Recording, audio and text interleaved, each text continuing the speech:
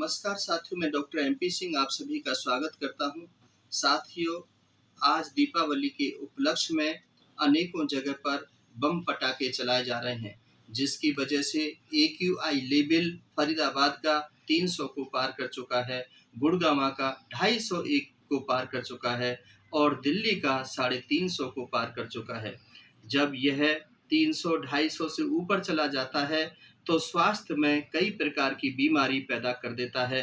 इससे सीओपीडी हो जाते हैं, एलर्जिक प्रॉब्लम हो जाती हैं, अस्थमा हो जाता है, दमा हो जाता है, सांस लेने में दिक्कत हो जाती है और वो हाई ब्लड प्रेशर हो जाता है, अवसाद का शिकार हो जाता है, रात को नींद नहीं आती है, बेचैनी होती है, घबराहट होती है, उच्चाहट होती है।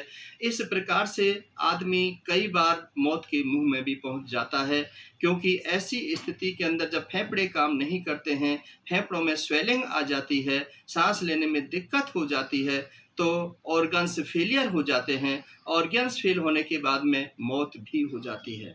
तो साथियों, हमें ऐसा कोई भी काम नहीं करना चाहिए जिसकी वजह से हमारे पड़ोसी, हमारे रिश्तेदार, हमारे साथी कहीं मौत का शिकार हो जाएं।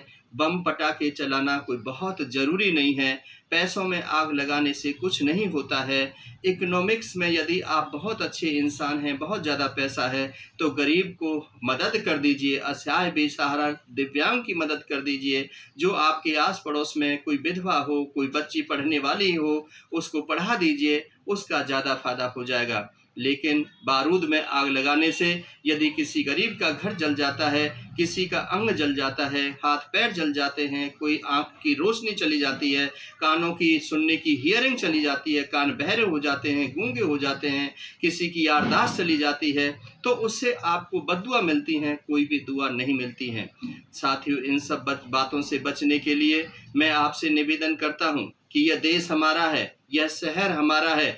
यदि इस शहर को प्रदूषण मुक्त करना है, इस शहर को स्वच्छ करना है, तो हमें अपनी जिम्मेदारी को निभाना होगा और एक जागरूकता का परिचय देना होगा, एक अच्छी इंसानियत का परिचय देना होगा कि हमारी वजह से किसी को परेशानी ना हो, हमारी वजह से किसी को दुख ना हो। आपस में हम लड़ाई झगड़ा ना करें, प्यार बांटें, प्यार प्राप्त करें, सम्मान दें, सम्मान प्राप्त करें। दीवाली का मतलब यही होता है। बम चलाने से दिवाली नहीं मनाई जाती है, बल्कि हमें अभिवादन करना चाहिए। मिठाइयों की मैं मिठाई की यदि बात करता हूँ कि पहले दीपावली पर मिठाई बांटी जाती थी, लेकिन आज मिठाइयों में मिलावट आ रही है और ऐसी मिलावट आ रही है जिसको खाने से लोग अस्पताल तक पहुँच रहे हैं, उल्टी दस्त हो रहे हैं, पेट खराब हो रहे हैं, जहर पेट में जा रहा है। इसलिए मैं आपसे निवेदन कर रहा हूँ कि आज के समय पर यदि आप समृद्धशाली हैं तो ड्राई फ्रूट का ही आदान प्रदान करें। यदि आप कमज़ोर हैं, गरीब हैं, तो कुकीज़ के आइटम हैं, बिस्कुट वगैरह हैं, उनको दें।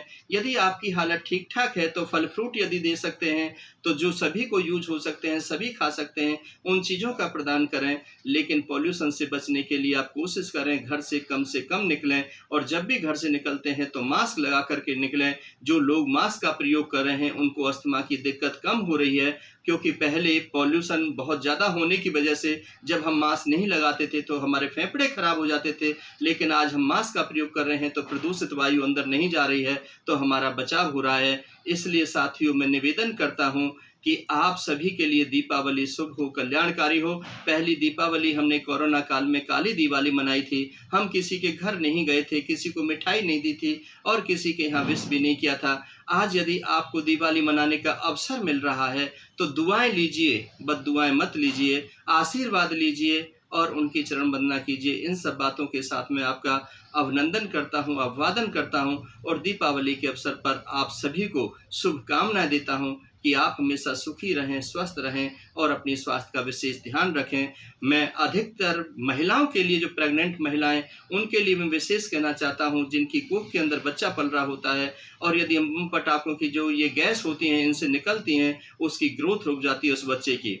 और ये जो बम पटाखे चलते हैं इससे हमारे मासूम बच्चे, जो छोटे छोटे बच्चे होते हैं या जानवर, मासूम जानवर जो होते हैं, वो डर जाते हैं, वो सहम जाते हैं। तो हमें ऐसा नहीं करना चाहिए। यदि हम ऐसा करते हैं तो कहीं न कहीं पर किसी आपदा का आमंत्रण करते हैं। फिर कोई आपदा आएगी, जैसे कोरोना महामारी आई है, भूकंप आता है, बाढ़ आती है, सुनामी आती है, तो ये तभी आती हैं जब जीव-जंतु, जो उनका जीव तो है लेकिन बोल नहीं सकते हैं, कह नहीं सकते हैं, और हम प्रहार पर प्रहार करते हैं, तो उनकी आवाज़ जो है भगवान के पास में जाती है और परमात्मा फिर हमें उसका दुष्परिणाम देता है। साथियों, इन सब बातों के साथ में बहुत-बहुत शुक्रिया, बहुत-बहुत आभार।